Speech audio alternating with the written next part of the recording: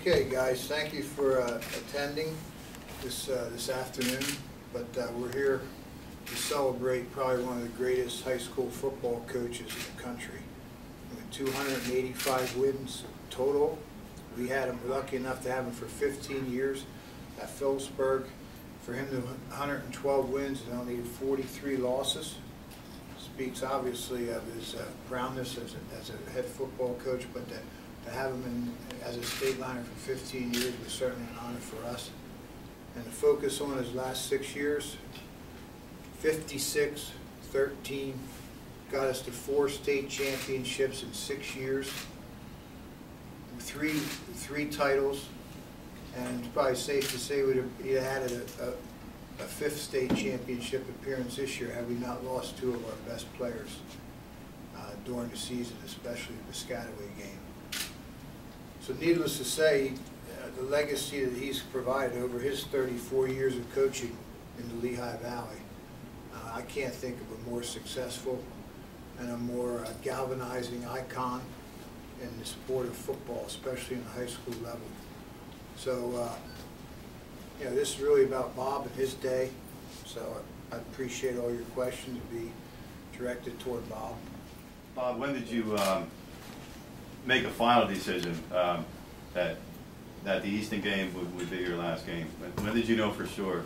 I think maybe during the middle of the season. I just felt that, you know, there's a lot of good young kids on this staff, and let's give them a chance and, you know, let them get their hands in it and control what's going on. And I just felt that, you know, I might be hindering some of those good kids, some of those good coaches that could take over somewhere, I'm sure, or if it's not Phillipsburg or somewhere else.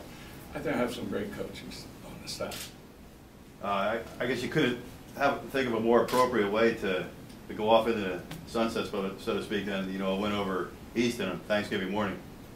Well, no, that's right. I think I was going to do it. You know, not that I think, I know I was going to do it one way or the other. And it's a nice way to end it. You know, it really is, with the win over Easton. Obviously, we're now District 11 champs, too. So, you know, we just hope they go on to win the Pennsylvania State Championship so we can be Pennsylvania State champs, maybe, all right? But, you know, they got a great team, and we played exceptionally well on Thanksgiving.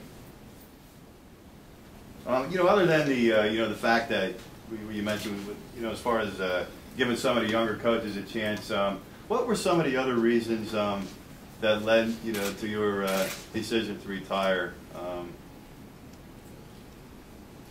I think when I went to that home where the age were and they were handicapped and have everything, and I realized that I was their age, and I said, God, maybe it's time to get out. So that was just before Thanksgiving, and then you realize. A good friend of mine one time said, Bob, you're not going to realize you're old until someday you wake up and say, God, today I'm 71 years old. You know, and so, you know, it's one of those deals where I feel I'm getting up there and got to give some young guys a shot. Maybe. You feel a sense of burnout, you know, after all the blood, sweat, and tears you put in? I don't know. You know, I don't think so. I love the game of football. What you got to remember is this town. And a good example is the guy sitting back there and 4 rows back. Herbie Stecker is one of the people that made it because of football. He would have never gone to college. I would have never gone to college. Wiz Reinhardt, Harold Bellis, all the people that were ever my coaches in high school, my teachers, went to college because of football. That's why it's so important in this town. You think about, you know, Wiz Reinhardt, Ed Gurley, Pam Bianchi. These were my coaches. Even Davey Klaus, who went on to Lafayette and played. I mean, none of us, probably not one of us, would have ever gone and got an education if it wasn't for football. And I think that's why it's so important. You mentioned some of those people like Wiz Reinhardt and Harold Bellis. What are some of the things, you know, particularly Harold, because I think he was your head coach, right? What are some of the things that, you know, through all the years that you remember that he taught you as a young player?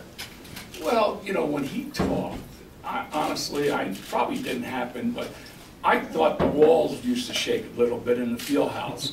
And when you left the field house, I don't remember going down those steps, and obviously I went down the steps. I think we used to think we floated onto the field. I mean, he was a motivator. He was, you know, and I know one of the guys, a friend of mine one time, classified him as, you know, he did the Shamoon Shuffle. It was three downs in a cloud of smoke. But, and he used to run the ball a lot. He was, he taught me a lot of good things. You really got to establish the run, and he was a fundamental coach. He really was, and he was a great coach, and I really enjoyed it.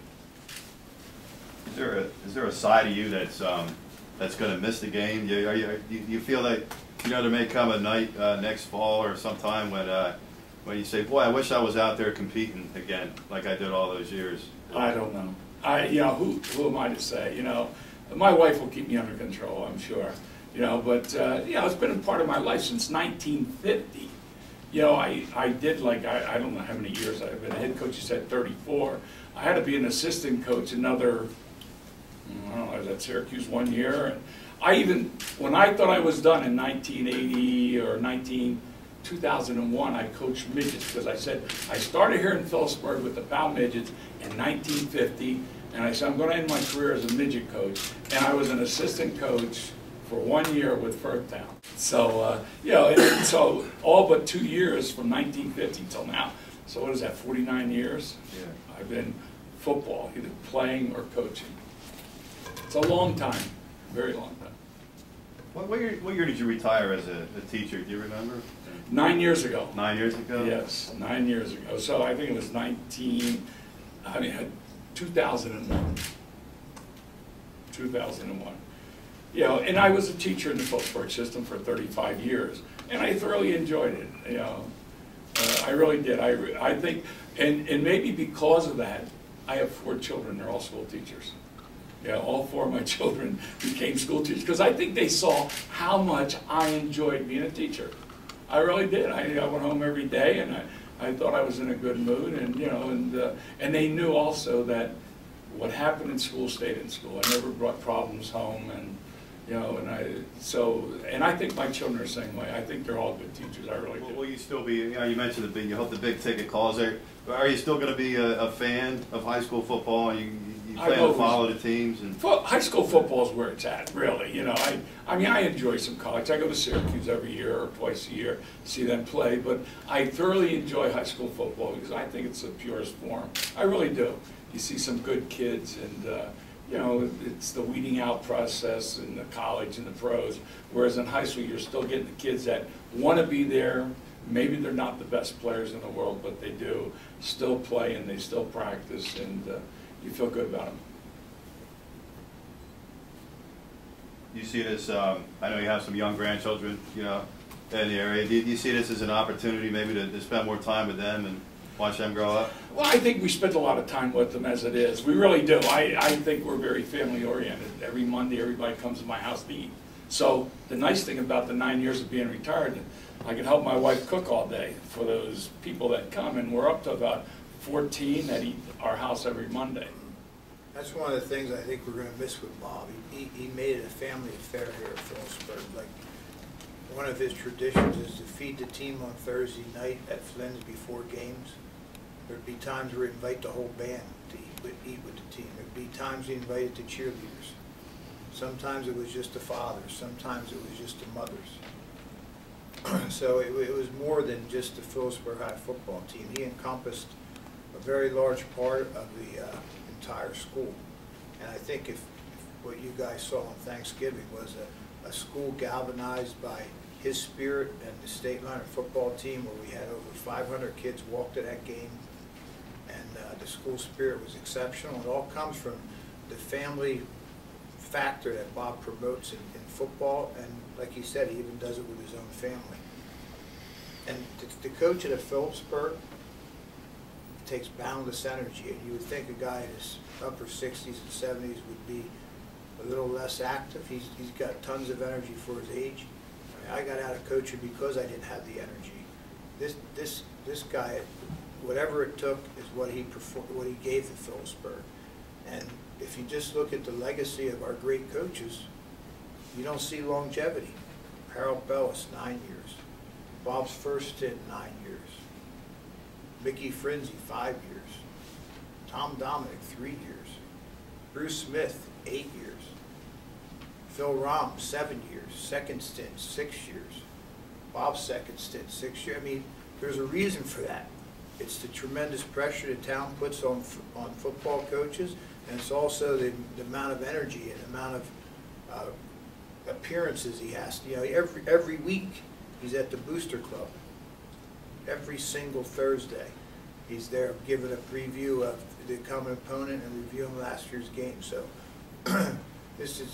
coaching football in Easton and Phillipsburg is a little bit different than coaching elsewhere in the United States.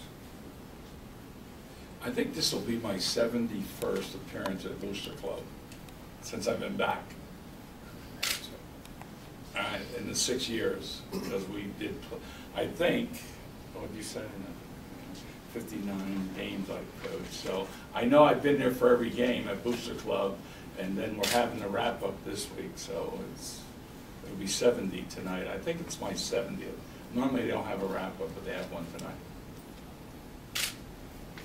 Obviously, Phillipsburg loses a lot of very good senior football players this year.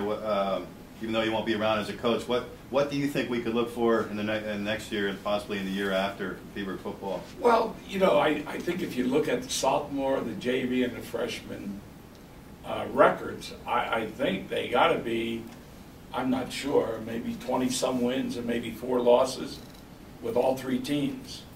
You know, and I think 2 of those losses were to Easton, and they were close games with our freshmen and with our JVs, very close games. So, you know, and then you got to remember, 2 sophomores are playing on the varsity that didn't go down with the JVs that are outstanding players. You know, Big Cat Williams, the tackle's only a 10th grader, and so is the lead boy, you know, DJ Lee, who's only a 10th grader. So when you add them to the mix, I think there's a good nucleus of kids coming back, and you know, I really don't see us really dropping off any, and I mean that.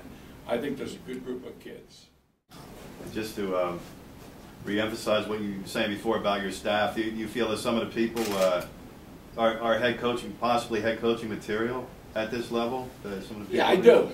You know, obviously I feel that way. I wouldn't have got out if I didn't feel there were capable people there to take over. You know, there's a lot of good quality people on that staff that know the game, and I'm sure are probably interested. I certainly hope so, and I hope that, you know, Phillipsburg's interested in them. I think there's only ever been 2 coaches in the history of, what, 104 years that were not Phillipsburg High graduates. Huh. Wasn't there? Did you know that? No, I think back, yeah, I think I can think back probably right. It is. There was one gentleman, he was only here 2 years. I think he was between, like, Sammy Moore back before, I think, Wiz Reinhardt, around Wiz Reinhardt's time. He was there 2 years, and then Phil Rollin was the second one ever appointed head coach. And Bruce Smith, I'm sorry. The latest 2 are Bruce Smith, yeah. But they were the non-Phillipsburg people. And that says something for the town, too, because we all went away. We all got educations because of football, and that's why it's so important in this town. I mean, God, I would have never gone to college. I'm sure Harold Bellis would have never gone. Wiz Reinhardt, Mickey Frenzy, Ed Jurley, Pam Bianchi. These guys were my teachers, right? They would have never gone to college. And Herb Stecker, we would have never gone to college if it wasn't for football. And that's why it's so important. So many people in this town have got an education because of the principal, right? Now at Phillipsburg High School. He played football here and went to Penn State. I just happened to look back there and I see him there. So I mean, that's the, you know, that's a commitment by the people in this town to support this group, and they see the results of it. You know, what all the people have come back and made contributions to the program as coaches or what have you. Is any remote possibility? I know you're 71, but any remote possibility getting back in the game as a coach, assistant, head coach at any level? I don't know. They say never, right? But no, right now I don't have any, you know, aspirations. Just go home and bother my wife. She might throw me out. She might lock the door. She might put me out with a lunch bag and then open the door up at 4 o'clock or something. I don't know. She's so used to me not being around.